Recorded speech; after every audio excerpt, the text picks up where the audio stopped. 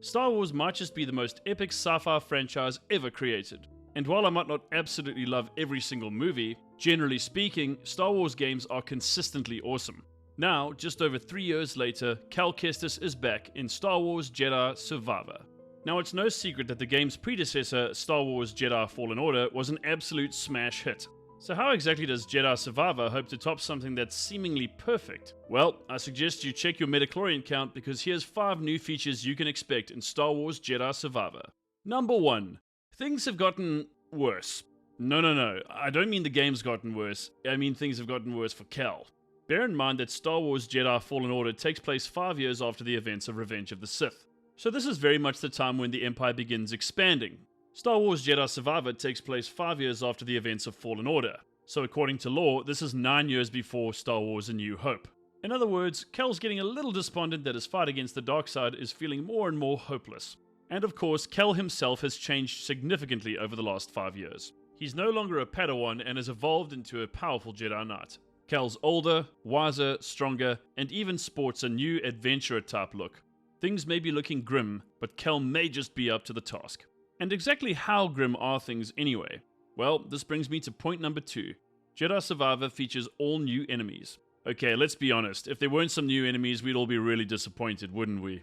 Star Wars Jedi Fallen Order already had a pretty impressive variety of enemies, many of which will return in Jedi Survivor. But judging by what's been revealed so far, you can expect to see Cal take on prequel-era droids, 2 rather intimidating-looking bounty hunters, and even a Wampa.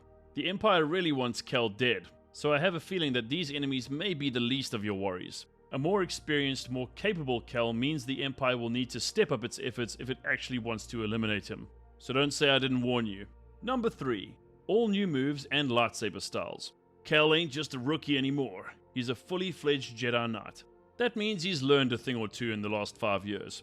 As was the case in Jedi Fallen Order, a single lightsaber is the standard style in Jedi Survivor. And for those of you who are fans of Darth Maul, yup, you'll be able to use the double-bladed lightsaber stance in this game as well.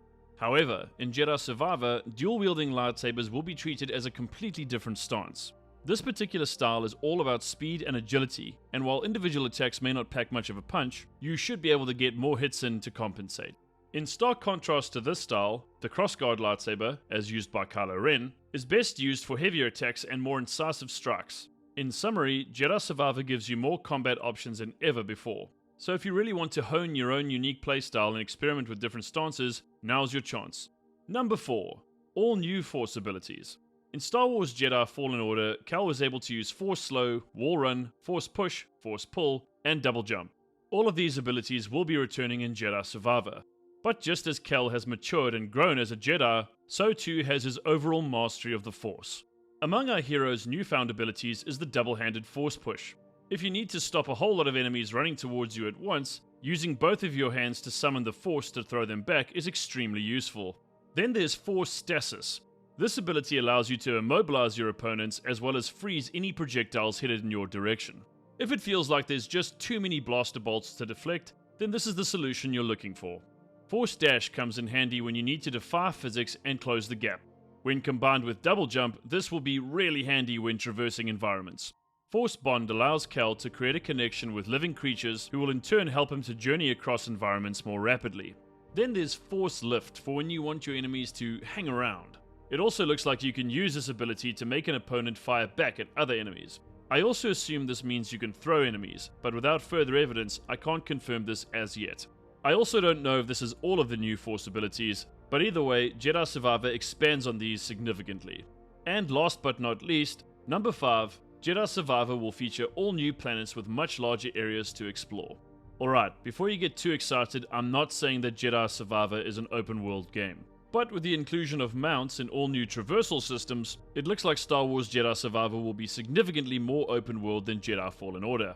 I have a sneaking suspicion this will resonate well with the majority of fans. The Star Wars universe is literally teeming with all kinds of different planets and environments, so actually getting to explore some of these is a really exciting prospect.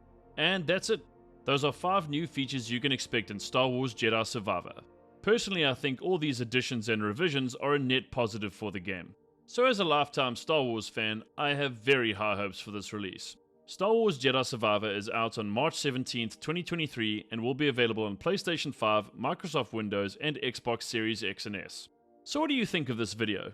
Do you agree with my analysis? Or are there other features that are more exciting that I just failed to mention? Please let me know in the comments.